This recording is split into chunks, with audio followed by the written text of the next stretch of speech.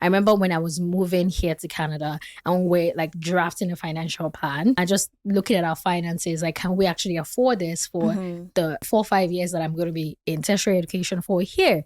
And my dad actually like participated in an Ajo, and it was like, okay, I'm going to need tuition deposits is due by, I think it was sometime like in July. Yesterday, like a year before, and started contributing, and I made an agreement with them. Okay, I'm going to need this amount of funds by this time next year. And so that was one of the way that we were able to actually set me up for success when I was moving here, because my parents were able to participate in that.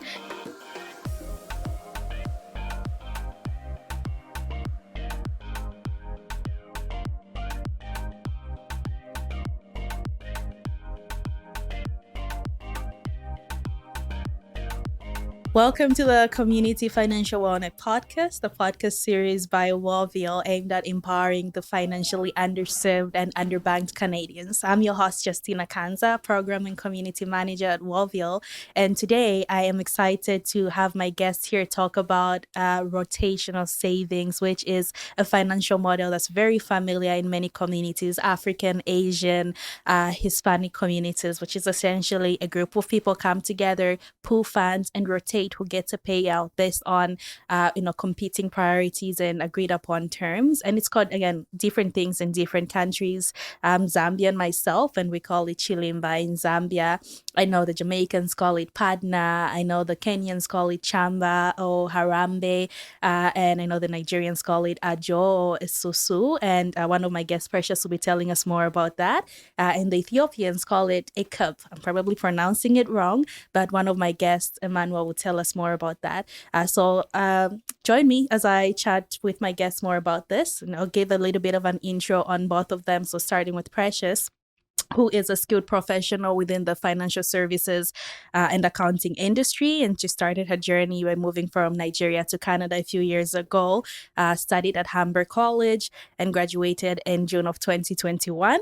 In the same month, she joined the risk advisory practice of Deloitte as a consultant, where she has been assisting clients with various end-to-end testing of IT, information technology controls, ensuring that potential risks to their financial statements are identified and addressed. And she's also spent time in Canada's Big Five banks, where she worked to provide financial support to clients by addressing transactions and providing financial guidance from investment opportunities, debt repayment plans, as well as financial education. And my other guest, Emmanuel, who is a star in his own right, is a student at the University of Toronto Scarborough, where he studies political science and public policy.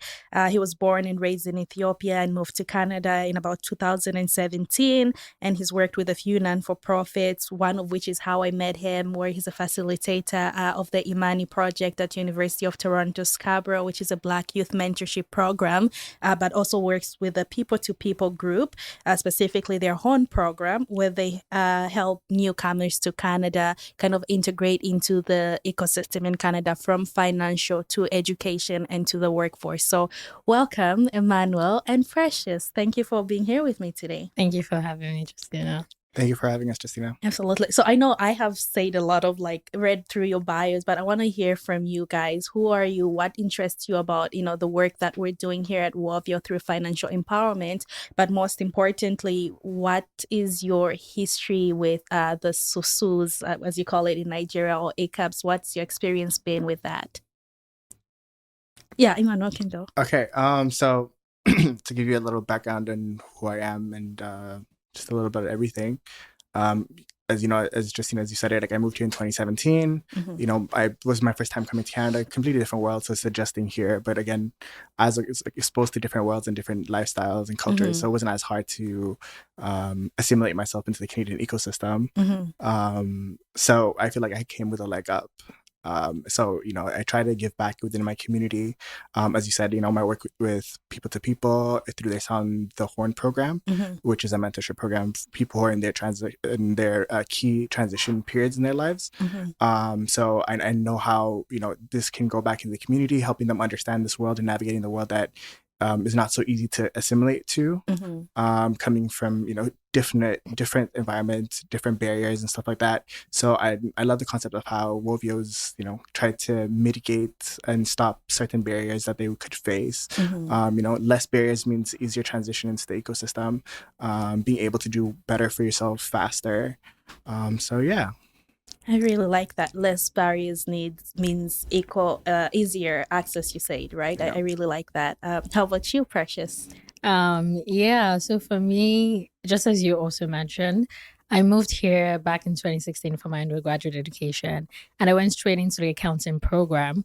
And for a teenager at that age, is switching from such different ecosystems, and my world in Nigeria was completely different, and the way that functions on a financial level it's very different to the Canadian landscape. And I had the advantage of being in an accounting program where I was taught various concepts of finance and taxation, and just like different, a lot of fundamental things about so much financial information that people usually wouldn't get when you first move into the country. So I was that student on campus where I remember taking my first tax class, and I learned how to file a complete tax return, and I was so excited because tax season was coming up. I learned this in the fall. Tax season was coming up in January to April, and I filed my own tax for myself. And I just felt so empowered to just being able to do that. And I remember getting all of my friends into we booked a room on campus, and I taught them how to all file their taxes. And 8 years later, all of them are actually doing it by themselves, because every year they was still, because I learned that in class, I was able to share that knowledge with them. And now they're empowered to be able to do it themselves. I mean, there's different situations that will still come up, but they still have me to approach and be like, okay, how do I do this? How do I address this? And so that really ignited a passion in me to really go for it, gain as much understanding of the financial landscape here in Canada. And I've been doing that for the past few years. There's a lot of education I've been gathering, and I'm so close to getting my CPA designation this year. And now it's just, I'm moving into a phase where I just want to share as much knowledge as possible with so many people who are moving into this country who don't have an access to they don't even know what they don't know. And when that's the issue, you don't even know how to ask the right questions. If you know that there is an information gap, then you know how, when you're aware of that gap, then you're like, okay, how can I fix this gap? But when you don't know there's the gap, then it's just really hard for people to then financially set themselves up for success. So that's the area of life where I'm moving into now. Yeah. Oh, I like that. And I remember the story very distinctly, because you told me at the event where you got your whole friends to teach them how to do taxes. And it was very memorable for me for two reasons. One, it touches on the story of instead of teach people how to fish instead of giving them fish, right? Community empowerment, but also very key in how we do things in our community, the African community specifically, right? We're very communal, we're very collective. Yes. It's based on knowledge sharing. We talk a lot of Ubuntu I am because you are, and you're doing that a lot. And this segues perfectly into my next questions around susus or ajos, as you call them in Nigeria, because this is another way that communities are coming together and collectively, one, empowering each other, but two, also supporting each other financially, reach these financial goals and just really get to a place of financial wellness. So how do they work in Nigeria? What's your experience with them? You also mentioned you were chatting with your dad, who had a different perspective of how he did it. So I'm also interested to see the two generational understandings and experiences of this concept. I have not exactly had the first-hand experience of participating in it, and I think it's because of how early I left my home country. I left right after high school, so I feel like a lot of people usually get more exposure to it during uni days. But in terms of my parents, I've always been a front row witness to my parents, my uncles, my aunts, even my grandparents participating in the rotational savings. So on my side of the country, we call it Ajose. So I'll be referencing it in that sense. So my mom's a teacher, and she works for a public school. So it's a government school. There's a lot of teachers. They're usually bigger than private school sector. So usually what happens with them is it's already institutionalized, if you will. Mm-hmm. You get there, it's just a thing. There is always an Ajo. Mm-hmm. Someone, it exists. It's so communal, like it's so Mm-hmm. common. I don't have a memory of that not existing, Mm-hmm. right? And I know so many success stories that my mom would tell me of so many people who are not able to make ends meet, Mm-hmm. but because of this rotational savings plan, they've been able, despite their limited access of funds in terms of like a teacher salary is not that much. Mm-hmm. And you know, some people that's the only salary that their family is dependent on. Mm-hmm. And so these are people with 4 or 5 children. How do they train your children to, like, you know, a tertiary education? Because we Nigerians are very keen on our tertiary education. So like university education is always huge. Mm-hmm. And it's not the cheapest. Mm-hmm. But because of the rotational savings, a lot of these people have built that discipline to like saving within the community Mm-hmm. and taking this money to actually like pay for a lot of expenses within the family, including their children's education. Mm-hmm. There's so many of even my parents as well. So coming on my dad's side now, I remember when I was moving here to Canada and we're like drafting a financial plan. I just looking at our finances, like, can we actually afford this for Mm-hmm. the 4 or 5 years that I'm going to be in tertiary education for here? And my dad actually like participated in an Ajo, and it was like, okay, I'm going to need tuition deposits is due by, I think it was sometime like in July. Mm-hmm. Yesterday, like a year before, and you know, started contributing, and I made an agreement with them. Okay, I'm going to need this amount of funds by this time next year. Mm-hmm. And so that was one of the way that we were able to actually set me up for success when I was moving here, because my parents were able to participate in that. So I guess, like, I don't know if that answers your questions. Yeah, it does so beautifully. And I know like these days the tuition deposits have even increased in Canada, and like families can barely afford it, but there's a use case and a space for the community to come in and pitch their funds, and you have access to a larger pool of funds for expenses like this, and then you spend the rest of the year or however long paying back by now saving. So for people, just to like simplify, for people who have no idea what Ajo is or rotating savings is, how would you describe it in the simplest terms? In the simplest of terms, I think most of the ones I've come in contact with, especially that my parents are part of, usually would include 12 individuals, just because it's the easiest way to rotate it in a calendar year. Since there are 12 months, if there's 12 individuals, each person will take the savings like per month. And so these 12 individuals come together, and there's an agreed upon amount that each person is supposed to contribute on a monthly basis. There's usually a time period with that too. So when I was speaking to my dad, he was breaking it down. There's usually like they give them the first 3 days in a month. So it's an agreed time. You have to send the money between the first 3 days, like kind of thing. But also it's very huge on the trust-based system. Yes.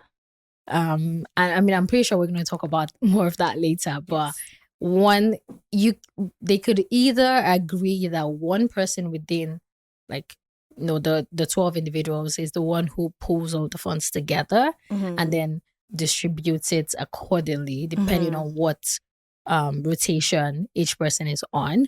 Or there could be a third party who acts as the collector. So that person is separate from the 12 individuals, and each person then sends their funds to them between that agreed upon time, and then that individual then distributes the funds on a monthly basis. Okay. Yeah. I have a lot of follow-up questions on that one. Also, I'll get to it shortly. But I want to hear from the East Africans, Ethiopia, I'm probably pronouncing it wrong again. But what does it look like there? Have you participated in any? What are some challenges that you've seen? And you too were speaking to your mom last night about what it looked like for her generation. So I would like to see the difference there. Yeah. So it's called Ukub. During my research for this, I actually realized that it means the word actually means like savings or like collecting. So the way it works is that there's essentially 2 ways of doing it. One is like a friends and family, and one is just like community based, right? So that one is more, you see it more in the rural areas or certain areas within like a community, like people who live in the same block and stuff like that. That's where it becomes like more of a communal thing, right? But that also ties into a different aspect of living that we have, which is like, as a community, you do like you chip in and you get to see like, once a month you meet up, you chip in, and then that money goes into like your ukub, which is like your saving, the rotational saving, but also goes into like money that's saved up in case that someone within your family passes away, so they come and support you on these kind of things, right? Yeah. So it has a bigger aspect to it if you're looking at it as community based, or if it's a friends and family thing, right? When it comes to like friends and family aspect of it, it's like you have someone as similar to you as it is in West Africa. You'd have someone, quote unquote, the banker, who can be one of the 12 or one of the people who are receiving the money, but also can not be the one. They're just an outsider, a third party, right? So they're essentially the person they trust, right? Let's say if I wanted a $10,000 loan, like to get into the rotation saving, but I didn't know who to go to, or I didn't have enough people to do it, I would go to one person who I know is connected within the community or who has a lot of people that they know. So I'd be like, hey, I want to try, this is what amount I'm trying to raise, this is what I want, and they'd be like, okay, you know what, I've heard so and so is doing it, okay, let me be this, or like let me be that go-to person. And they would, monthly you'd go in and deposit it, whatever agreed amount it is, right? So there's weekly, bi-weekly, monthly, depending on what the amount is, how many people are in it, what their goal is, right? So the system of the saving system, the way it works is that supporting, you can look at it in this aspect of, are you supporting a friend or family member who needs the money? Like, do they need to buy a car? Are they starting up a business? Do they have, as she said, like, is it tuition that they're paying for their kids that they can't afford to pay at once, but then, it can break it down throughout the year?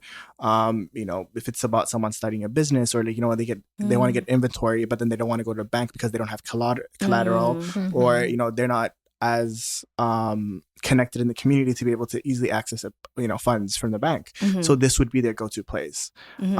So family members and friends get into it to either support you, or because they want the money themselves, or it can be you just join a random group, and that that group, everyone has their own benefits. So the way it works is it's a lottery system. A majority of them are lottery system, right?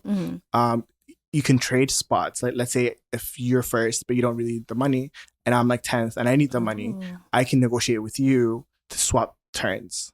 So I would get it first and they would get it 10th, right? It can be as simple as, I don't need the money, so you can take my spot, it's okay.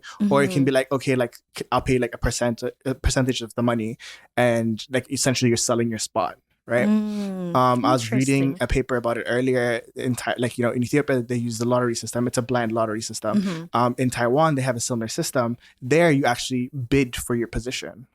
So based on how, like, if you want it to be in the beginning or the end, you can bid saying, "Oh, I'm willing to give up a percentage of my total savings that I'm getting." So it's like gamified now. Yeah. A little bit. Interesting. We don't have that. No, this is like the first I'm hearing of that. Yeah, it's like different places you go to, like they have their own version of doing it, right? The countryside, the rural areas do it because they don't have an official system to go and get it from the banks, right? The lack of trust or whatever it is, right? So when you're doing it, you bring in a guarantor, right? Then your guarantor for it can be a friend, family, someone who's actually part of the ukub. Can be like, yeah, no, it's okay if this person like can't pay.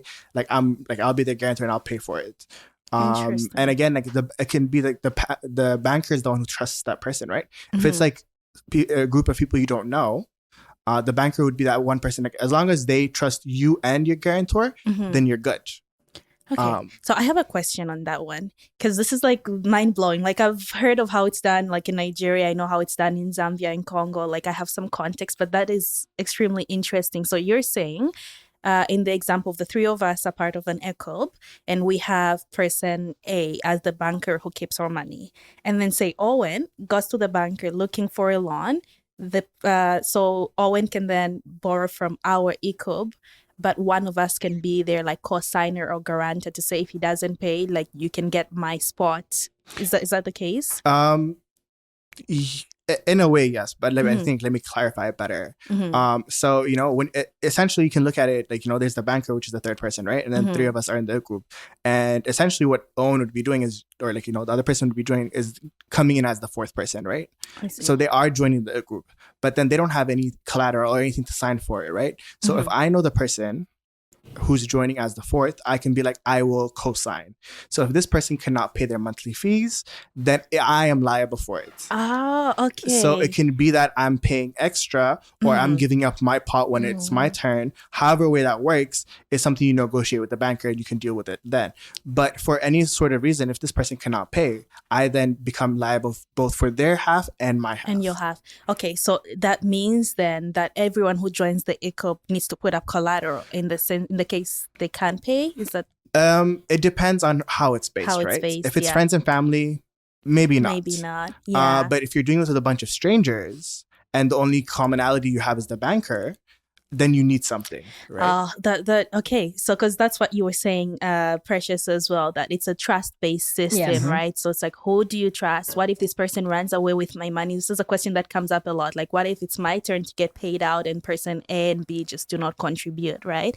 And so I want to hear from you guys, because one of the things that we have at Wovia, which, as you know, has digitized the ICOB and the susus and the rotating savings, is we're essentially the banker in this case, right? And you use our platform to do your contributions, but then we also are the co-signer, as you put it. So in case person A doesn't make their payment, we step in and cover that cost, so there's no risk to everyone else. Like, do you think that there's value in a platform like this for people who are using ICOB and susus, because we know that they're working in our communities and they've helped a lot of people financially? I'm just thinking about it for our generation who we are so digitalized with so many things that we do. I think that one of the reasons why I wasn't even as exposed to it was because our parents' generation was the one that really kept that tradition alive. It's dying out now because a lot of us do not want to participate in anything that has to do with finances that is not digitalized. Yes. So I think Wavio having that is just such a huge relief, because I remember after I met you at the event, I went home and I was talking to some of my friends and I'm like, yeah, I'm totally down to do that. Because we trust one another, but it's very different in a community where we all grew up together. You know my parents, you know where I live. If anything does happen, you can show up to my house. Yes. Right? That's where we're coming from. So that community is already, the trust has been built over time by doing other things. So with a rotational savings, it's not as hard to then bring people together and then say, oh, let's save together. But in a climate where we have so many people migrating out of the countries, moving to different parts of, even within Africa, moving to different parts of the country. So you grew up in one area, you're moving to a different area, it's brand new, you want to be able to participate in something like this, but these people don't trust you to that extent yet, because they don't know where your parents are from. They don't, if anything does happen, who are we to call here, right? Yeah. So I think Wavio is definitely that's very instrumental in ensuring that we keep this tradition alive for the next generation. Absolutely. No, I like that you put it that way, because we don't have I don't know what it's like in Nigeria, but in Zambia we have these neighborhoods that are sometimes gated or open. In the morning you can just knock on your neighbor's door and say, you know what, your kid ruined my car. You got things like that. We don't, it's a bit more individualistic here. Yes. So that trust and community component is not there as much. So to have digital solutions that are still bringing in the community and collective spirit, I think is very important. Yeah. What do you think, Amanuel? Oh, I agree with what Precious was saying.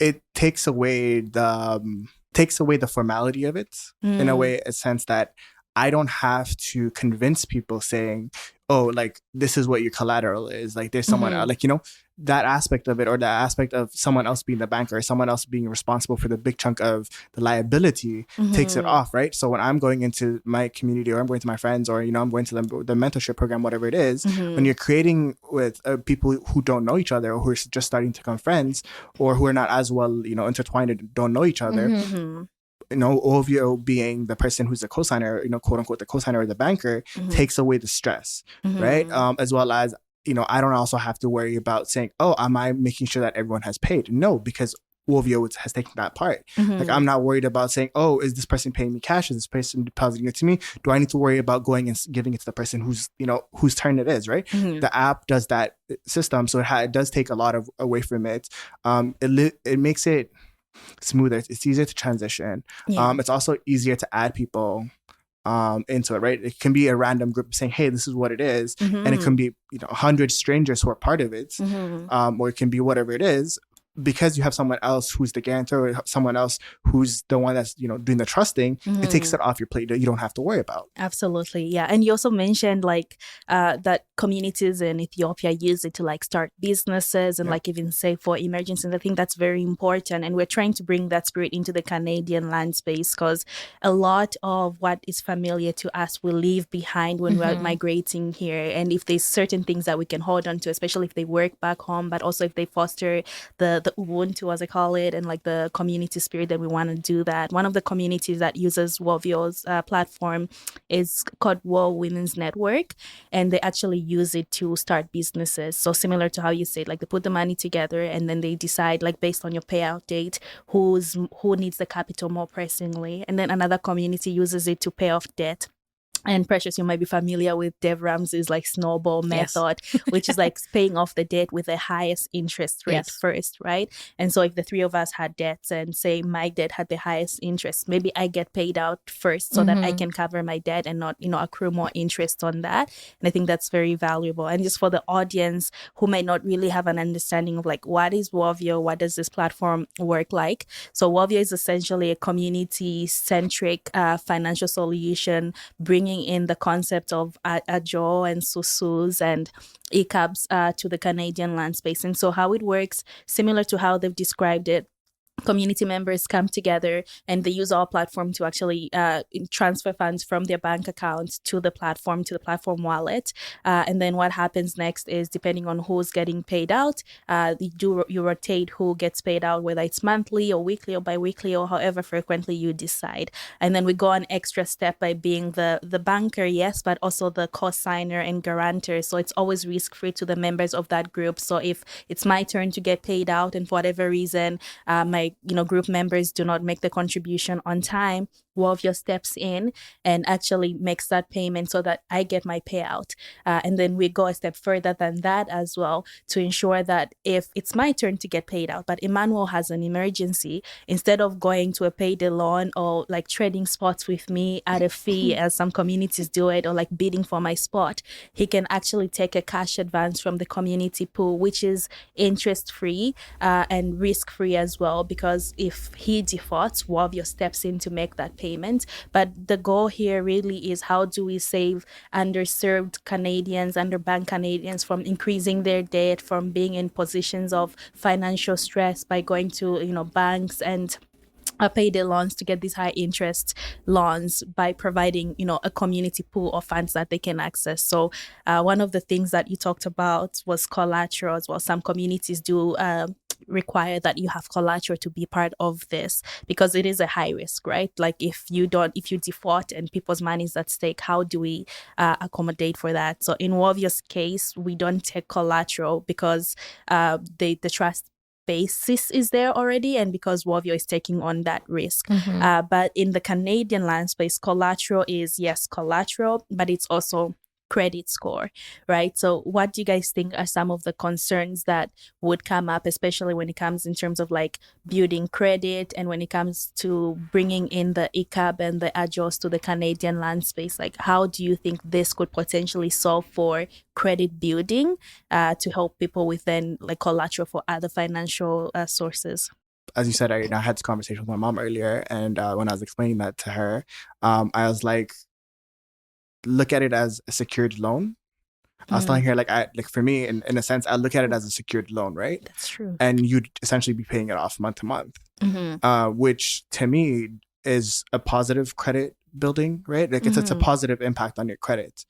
You're also, as you said, if you're using it to pay off your debt, from moving one of your credit card debts, which has 20% interest, and you move it here and you pay it off, and then you're paying it off, you get, let's say you're first to be paid off, use it to pay off your whole entire credit card balance. And if you're using the next, 6 months, a year to pay off whatever you have to pay off for the community fund, that saves you a lot of money, right? As well as helping you protect your credit score, because then the way you utilize your credit is below 30% because you've paid it off. So not only is it helping you by showing that you've taken a loan or you've taken this and your monthly payments are on time, but it also makes you sure that you have a low credit score, or like a not credit score, my bad, low credit utilization, right? Which is better in terms of putting up your credit. So I look at it in two ways, coming in as a person who doesn't have a credit history. See, for me, it was perfect because I came into Canada when I was 17, right?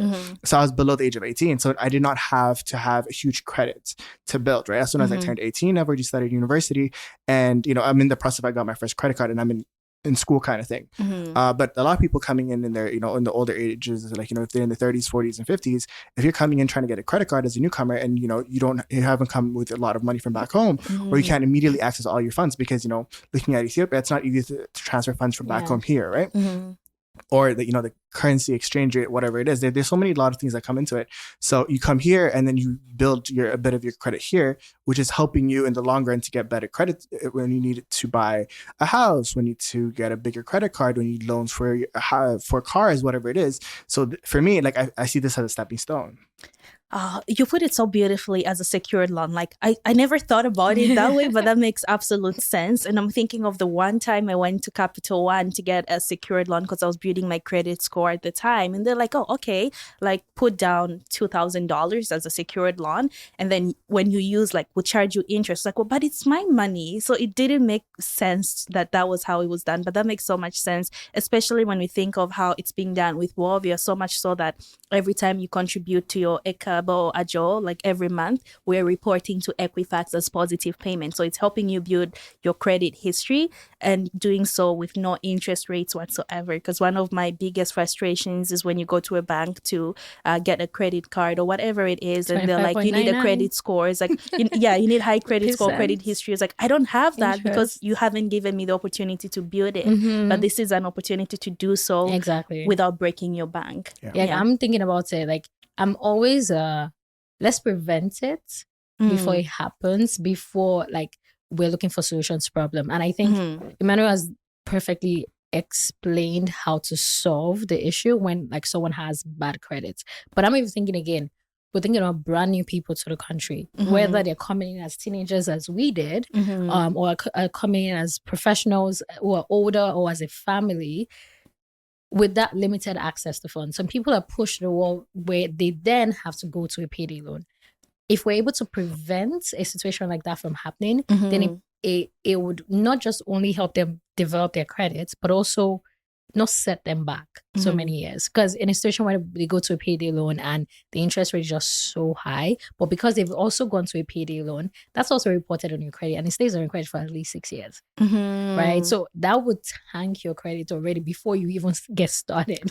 So I'm just thinking about it from that perspective, right? It also helps people build during the time where they're just new, instead of setting themselves back a bit. Yeah. And life happens, right? Life happens where, like, you get credit and for some reason you can't pay it back. And when the credit that you've gotten is from people who are just very profit hungry. Exactly. Like, you're going straight to collections, right? But if it's from a company like Wovia, or more so from a community of people who understand, they're like, you know what? In this case, Wovia will pay for us, and then we'll work with you to come up with a plan where you can pay back on a frequency that makes sense for you and doesn't break your bank. Like, that's something to consider as well, because a lot of these traditional financial institutions, which I imagine is probably why the Ajose and the susus were created in the first place, they can be very profit focused and not really focused on, like, the community, what's the community's wellness about. Whereas if you have a group of neighbors or, aunties who come together and are supporting each other, like, they understand that life has happened to you and you can't make it work today, and so we understand and we'll work with that. Thinking about, as a person who's a newcomer, or you don't have a huge community around you, can we use Wovia, or does Wovia assist in helping people find communities, like community funds to join? Absolutely. So there's 3 ways, I would say, to access communities on Wovia. There's one where you already know a community that exists, like the African Impact Community, which we created at the event, and we have about 70 members who've joined that now, right? So you can join an already existing community that you know. And then the second way is we're working on having public communities that you might not really know the community exists, but it's public, it's listed as public, so anyone can join once they're vetted. And then the third way is, like, you're just a newcomer, you don't have have friends or family and you're looking for, a community to join, Wovio creates that community with you. So it becomes you and Wovio in the community, and everything else works pretty much the same. Yeah. Okay. Amazing. Okay, so I'm gonna have a couple of wrap-up questions, which is essentially getting you guys' advice and insights to the audience when it comes to using tools like Wovio or rotating savings more specifically to build their financial well-being. What advice would you have for that? What considerations should they take before joining Susus? Because we've talked about it's very trust-based, so maybe that's a consideration to take. We talked about a whole lot of things. I'll let you guys answer. I think some of the things that just as you ask those questions that just jump right at me is that from the generations before us, there's something I would like to see continued. This was a way of building financial discipline. And I don't think you can be successful financially if you're not disciplined enough. So while you think that obviously it's great for you to just take your money to a savings account, at any financial institution, and that's fine. You can do that. If you love to invest in crypto, 100%. But all of those will not be successful if you've not trained yourself to be financially accountable to others. And I think that this is where the rotational savings, Ajose, susu, however you want to call it, helps you develop that skill. So I'm thinking of parents even potentially signing up their children, for these rotational savings, and from such a young age at different stages of life, maybe also with their own friends, developing that muscle of financial discipline. Because at a point in time where you now start thinking about things like, saving for your TFSA, your RRSPs, these are more established within the financial industry today. But if you have a rotational savings and okay, my TFSA cap for this year is 10,000. You can actually set that up for you to be able to be successful to fill up that gap for yourself. There's that link. So you can use both. That's how I see the future going. So where we're still maximizing the current Canadian landscape, but in a way that is also very traditional and very attuned to our people. You guys are geniuses, because you're giving me all these insights. I didn't even think about TFSA. Towards the end of the year, you have to contribute a certain max. You keep yourself accountable to people. And then towards the end of the year, you get your payout. Yeah. And you also, people think when it comes to saving, and more specifically when it comes to models like this, that you have to put in a lot. When you give the example of kids, you can discipline them with, say, just $1 a month. Exactly. Right? It's all about fostering that habit at the end of the day. Yeah. What do you think, Emmanuel? Oh, that is true. I love how that she's put it. They say the ones who are part of who part of this rotational savings, they say the people who usually need to borrow the money are the ones who go in the first 5 or the first few, and the ones who are saving are the ones who actually get the money at the end, because to them it's the way they save. Because if they were to leave that X amount of money in their account, if they don't have the financial discipline, they're going to spend it, so they're not actually saving. But then if it's within this ecosystem of the rotational savings, then you can't touch that money until you get it as a whole at the end. Then you can invest it as a whole into, in the Canadian aspect of it is the RRSP, RESP, your TFSA, whatever you need to pay off. It can be that, you get it a huge chunk and you pay it off, or you need to, save it in that aspect. So looking at it, it does have a lot of benefits, in whatever way you want to save it or spend it or paying off your loans. You save by paying it off your loans, you save by saving. You also create a community, you create people around you. There's different aspects of how you want to take advantage of this, right? Yeah. So it's about what you need and your priorities. Absolutely. So one stone, multiple birds. Yes. If it were up to me, guys, I would like to pick your brain for so much longer. But thanks for coming. Thanks for sharing, your stories. Thanks for sharing your parents' stories as well, because this has been a very intergenerational financial model. So it's great to hear those different pieces. And to our audience that's watching at home, at work, in their cars, wherever it is, you shouldn't be watching in your cars, you should be listening in your cars. But wherever it is, thanks for joining us for this episode. If this is your first time learning about rotating savings, let us know in the comments what sticks out to you, what questions you have, what pauses and hesitations you might have about this financial model. And if you've done this before, whether it's as a partner, whether it's as a menage, whether it's as a harambe or chama, whatever you call it in different parts of the world, let us know in the comments around what that looks like, what you have learned from how they do it in Nigeria and in Ethiopia. And don't forget to follow and like and come back for more, because we have so much more for you. Thank you for joining me. I'm your host, Justina Kanza.